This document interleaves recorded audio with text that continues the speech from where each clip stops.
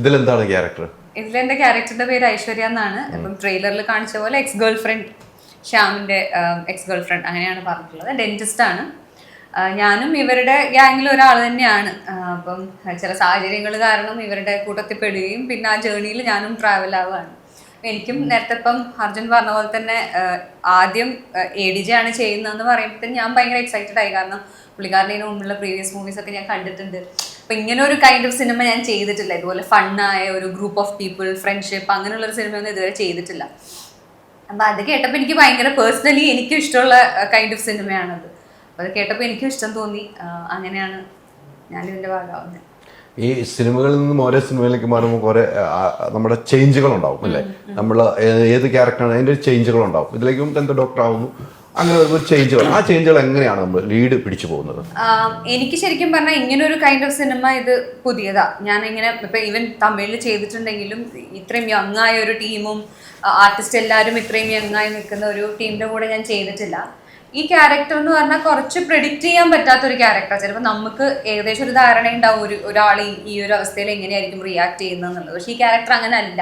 ഇത് ഭയങ്കര ലൗഡാണ്, ഭയങ്കര ഓവർ ദ ടോപ്പ്, അങ്ങനെ ഒരു കൈൻഡ് ഓഫ് ക്യാരക്ടറാണ്. അപ്പം റെഫറൻസ് എന്ന് പറയുന്നത് ആകപ്പാട് ADJ പറഞ്ഞു തരുന്ന കാര്യങ്ങൾ മാത്രമേ ഉള്ളൂ. അപ്പം പുള്ളിക്കാരൻ പറയുന്നത് കുറച്ചെങ്കിലും ചെയ്യാൻ ശ്രമിക്കുക, അത്രേ ഉള്ളൂ. അപ്പം അതാണ് ചെയ്തിട്ടുള്ളൂ. നമ്മൾ ചെയ്ത് വെച്ചിട്ടുണ്ട്. അതറിയില്ല,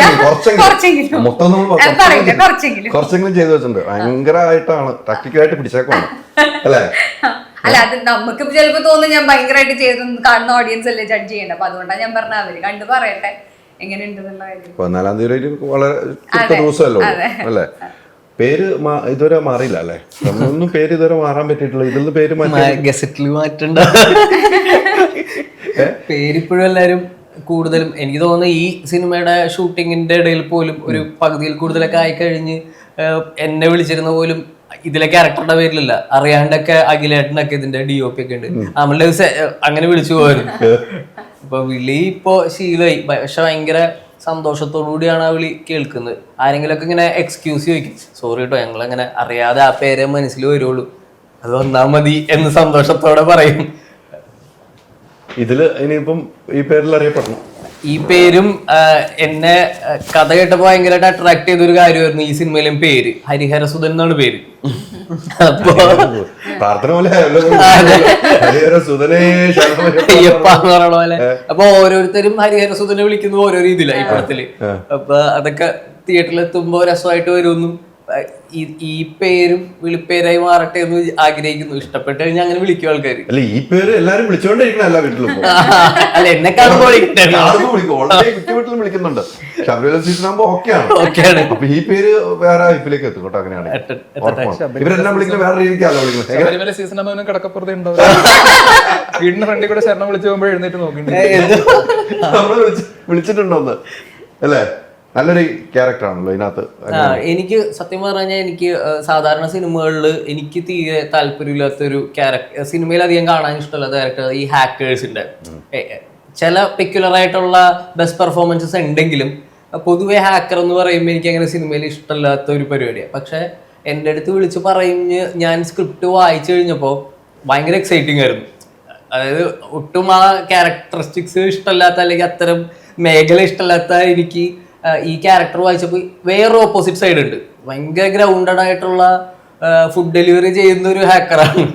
അപ്പോൾ ആ കോൺട്രാസ്റ്റ് എനിക്ക് ഭയങ്കര വർക്കായിരുന്നു. പിന്നെ ഈ ഹാക്കിങ് പല സിനിമകളിലും നമ്മൾ കാണാറുണ്ട്. ഹാക്കർ ആണെങ്കിൽ കുറച്ച് മണ്ടനായിരിക്കും, അബദ്ധങ്ങൾ പരിപാടികളൊക്കെ ആയിരിക്കും. പക്ഷെ ഇതിനകത്ത് ഹാക്കിങ് വളരെ ജെന്യൂൻ ആയിട്ടാണ് ആൾ ചെയ്യുന്നത്. അല്ലാതെ സംഭവിക്കുന്ന അബദ്ധങ്ങളേ ഉള്ളൂ. അല്ലാതെ സമയത്ത് മൊത്തം മണ്ടനാണ്. അല്ല, കുറച്ച് കൂടുതൽ ബുദ്ധിമാനാണെങ്കിലേ ഉള്ളൂ. അപ്പൊ അല്ലാത്ത സമയങ്ങളില് കോമിക്കലി നമ്മള് പല പരിപാടികൾ കൊണ്ടുപോകേണ്ടതുണ്ട്. കുറെ അബദ്ധങ്ങൾ സംഭവിക്കുന്നുണ്ട് സിനിമയില്. അത് അതിബുദ്ധി കൊണ്ടായിരിക്കാം ചിലപ്പോ എന്നുള്ളതേ ഉള്ളൂ. അത് സിനിമ കണ്ടാ നമ്മൾ പറയാം. ഈ ഇത്തരം സിനിമകൾ ഇപ്പൊ നിങ്ങൾ എല്ലാവരും ഒരേ വൈബിലാണ് ഈ സിനിമയിൽ നിൽക്കുന്നത്.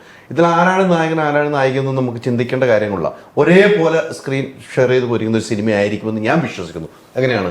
ഞാൻ വിശ്വസിക്കുന്നത് ഞങ്ങൾ വിശ്വസിക്കാത്ത പോലെ അല്ല, അങ്ങനെയാണ് അല്ല, ഞാൻ എന്റെ കാഴ്ചപ്പാടാണ് പറഞ്ഞത്. എന്റെ കാഴ്ചപ്പാടാണ് പറഞ്ഞത്. ഞാൻ അങ്ങനെ വിശ്വസിക്കുന്നു. നിങ്ങൾ വിശ്വസിക്കുന്നില്ലേ? ഇല്ല അത് അല്ല, അങ്ങനെ അങ്ങനെ ചോദിച്ചെന്നാ ചോദിച്ചേ. ഞങ്ങളും അങ്ങനെ തന്നെയാണ് അല്ലേ? ഞാനും വിശ്വസിക്കുന്നു. ഞങ്ങളും വിശ്വസിക്കുന്നു. തീർച്ചയായിട്ടും അങ്ങനെ തന്നെ കേട്ടോ. കാരണം വെച്ചാല് ട്രെയിലറിൽ കണ്ട പോലെ എല്ലാവർക്കും ഓരോ കാര്യങ്ങളുണ്ട് ഈ പടത്തിൽ ചെയ്യാനായിട്ട്. ചില പോയിന്റിൽ ഒരാൾ ലീഡ് ചെയ്യും, മറ്റേ പോയിന്റിൽ മറ്റേ ലീഡ് ചെയ്യും. കാരണം ലീഡ് ചെയ്യുന്ന വെച്ചാൽ ആക്ടിങ് വൈസ് അല്ല, കഥ കൊണ്ടുപോകുന്ന രീതിയിൽ അവർക്ക് ഓരോരോ പാർട്ടും ഈക്വലായിട്ട് കൊടുത്തിട്ടുണ്ട്. പിന്നെ പടത്തിൽ അത് ആ രീതിക്ക് തന്നെ അനുയോജ്യമായിട്ടുള്ള രീതി, അല്ലാതെ കുത്തിക്കയറ്റി വെച്ച പോലെ ഒന്നും ഒരിക്കലും പോയിട്ടില്ല. കഥാപരമായിട്ട് കഥാപാത്രങ്ങളും എല്ലാം കൂടി ഒരുമിച്ച് വെച്ചാൽ റൊമാൻസിന്റെ പേരിലുള്ള പോലെ തന്നെ എല്ലാവരും ബോണ്ടായി വരുന്നതാണ്. ഒരു പോയിന്റിൽ ഫുൾ സെപ്പറേറ്റഡ് ആയിരിക്കും, ഒരു എനിമീസ് പോലെ ഇരിക്കും, അല്ലെങ്കിൽ ചെറിയ ഈഗോ അല്ലെങ്കിൽ ക്ലാഷസ് ഉള്ള ആൾക്കാരായിരിക്കും. പോകെ എല്ലാവരും ഒരു ഫ്രണ്ടിന് വേണ്ടി ഏത് എക്സ്റ്റെൻറ്റ് വരെയും ഒരുമിച്ച് നിന്ന് ഒറ്റക്കെട്ടായിട്ട് ഒരു പുലി വന്നാൽ പോലും നോക്കാടാന്ന് പറഞ്ഞ് നിൽക്കുന്ന അവസ്ഥയിൽ വരെ എത്തുന്ന ഒരു പോയിന്റ് എത്തുന്നതാണ് പടത്തിലെ മേജർ പരിപാടി. അപ്പൊ അതിൽ ഈക്വലായിട്ട് നിന്നാൽ മാത്രമേ പടത്തിന് കാണുന്ന ആൾക്കാർക്ക് അത് ഫീൽ ചെയ്യുള്ളൂ. മനസ്സിലായി.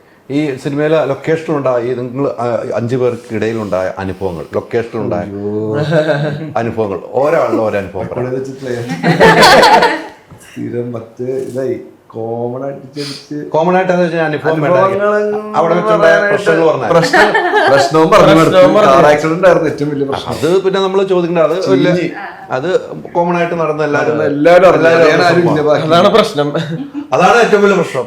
ഇത് ഏറ്റവും സത്യം എന്ന് വെച്ചാൽ ഈ മേജർലി ഈ പടത്തിലെ എല്ലാ ക്രൂവിലെ എല്ലാവർക്കും ഡീറ്റെയിൽഡ് കാര്യം എന്താ നടക്കണെന്നുള്ള പ്രോപ്പർ അറിവുണ്ട്.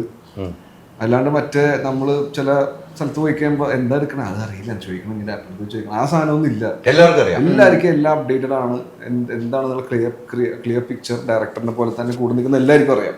ഇപ്പൊ അഖിലേട്ടൻ DOP ആണെങ്കിലും ഇന്നലെ പറഞ്ഞപ്പോഴേ അത് പ്രോപ്പറായിട്ട് അത് ജഡ്ജ് ചെയ്തത് വെച്ചാൽ അവർ ഷോർട്ട് ഡിവൈഡ് ചെയ്ത് നമ്മളെ കൊണ്ട് റിഹേഴ്സൽ ചെയ്തിട്ടൊക്കെയാണ് ലൈറ്റപ്പ് ചെയ്യുന്നത്. അല്ലാണ്ട് ലൈറ്റപ്പ് ചെയ്ത് വെച്ചിട്ട് നിങ്ങൾ അവിടെ നിന്ന് മാത്രമേ പ്ലേ ചെയ്യാൻ പറ്റുള്ളൂ എന്നുള്ള രീതിയൊന്നുമല്ല. അപ്പൊ അവർക്ക് ഈ പടം മാക്സിമം നല്ല രീതിക്ക് ആൾക്കാരെ എടുത്ത് പിക്ചറൈസ് ചെയ്ത് കാണിച്ചു കൊടുക്കണം. അപ്പൊ അതിനുള്ള മാക്സിമം എഫേർട്ട് എല്ലാവരും എല്ലാ സൈഡിൽ നിന്ന് ഇട്ടിട്ടുണ്ട്. അപ്പൊ ഇവരിങ്ങനെ നിൽക്കണോണ്ട് ഇപ്പൊ നേരത്തെ പറഞ്ഞ പോലെ പ്രൊഡക്ഷൻ ടീമിൽ നല്ല ടീം, അവർ നല്ല അപ്ഡേറ്റഡ്, നല്ല പ്രോപ്പർ ടൈമിൽ ചാർട്ട് ചെയ്തുകൊണ്ട് നമുക്ക് കൂടെ നിൽക്കാനും വർക്ക് ചെയ്യാനും ഭയങ്കര ഈസി ആയിരുന്നു. അതേപോലത്തെ ഷൂട്ട് ടൈമിലും എല്ലാം പ്രോപ്പറായിട്ട് പോയി നമുക്ക് വലിയ റഷായിട്ടോ അല്ലെങ്കിൽ ടയർഡിങ് ആയിട്ട് ഒരു പരിപാടി ഫീൽ ചെയ്യും. ഫൈറ്റ് സീൻ ഉണ്ടെങ്കിൽ 8 ദിവസത്തേക്ക് അത്ര നീട്ടി വെച്ച് പ്രോപ്പറായിട്ട് അതിന് ടൈം എടുത്ത് നമ്മൾ നല്ല നീറ്റായിട്ട് ചെയ്യാനുള്ള സമയവും തന്നിട്ടുണ്ട്. ഇവരുടെ പ്രോപ്പർ പ്ലാനിങ് അടിപൊളിയായിരുന്നു. അപ്പൊ ഇവരിങ്ങനെ കട്ടക്ക് നിൽക്കുന്നതുകൊണ്ട് നമുക്കും കട്ടക്ക് നിന്ന് പരിപാടി പൊളിക്കാനുള്ള മൂടുണ്ടായിരുന്നു പടത്തിൽ. അത് റിഫ്ലക്ട് ചെയ്തിട്ടുണ്ടാവും പടത്തിന് ഉണ്ടാവും എന്ന് നമുക്ക് വിശ്വസിക്കാം. ഫെബ്രുവരി 14 പ്രണയദിനമാണ്. ആദ്യം പ്രണയിച്ച ആരെയാണ്? അങ്ങനെ ചോദിച്ചാൽ ഓർമ്മയില്ല കേട്ടോ. സ്കൂളിലൊക്കെ പഠിക്കുമ്പോ നമ്മള് ആ സമയത്തൊരു ചെറിയ പ്രായത്തിൽ ആരോടെങ്കിലും ഒക്കെ പ്രണയം തോന്നുന്നതായിരിക്കുമല്ലോ. ഇപ്പൊ പ്രണയം ഭാര്യയോടാണ്. ഇപ്പൊ അത് പറഞ്ഞിട്ട് വീട്ടിൽ പോക്കണക്കില്ല. Ultra modern kitchen devices. ഒരു കിച്ചണിൽ വേണ്ട എല്ലാ ലേറ്റസ്റ്റ് ബ്രാൻഡുകളും ഇവിടെയുണ്ട്. ലോകോത്തര ബ്രാൻഡുകൾ, original products, wide range. MyG future.